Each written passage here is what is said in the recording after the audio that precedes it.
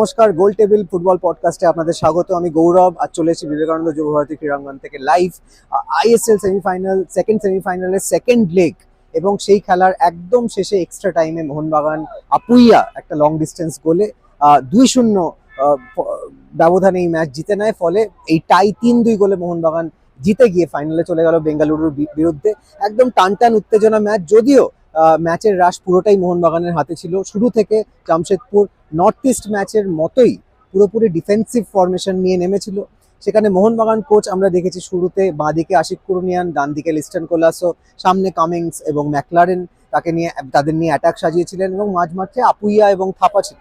সেখানে ফার্স্ট হাফে কিন্তু অ্যাটাক অতটা জমাট বাঁধেনি, যদিও কামিংস একাধিক সুযোগ পেয়ে গেছিলেন। কামিংস ফার্স্ট হাফেই 2টো গোল করতে পারতেন, কিন্তু গোল হয়নি। সেকেন্ড হাফে আমরা দেখতে পাই যে প্রণয় হালদার, তিনি গোটা ম্যাচ ভালো খেলেছেন, কিন্তু প্রণয় হালদারের 2টো মিস্টেক থেকে মোহনবাগান পরপর 2 গোল পেয়ে যায়। মোহনবাগান 70 মিনিটে প্রথম গোলটা পাওয়ার পরে একটুখানি মনে হচ্ছিল যে অ্যাটাকের ঝাঁজ কিছুটা কমেছে, কিন্তু তারপর একদম শেষে যখন মনে হচ্ছে যে এক্সট্রা টাইমে খেলা যাওয়া প্রায় নিশ্চিত, তখন আপুইয়া একদম বক্সের বাইরে থেকে অসামান্য একটি গোল।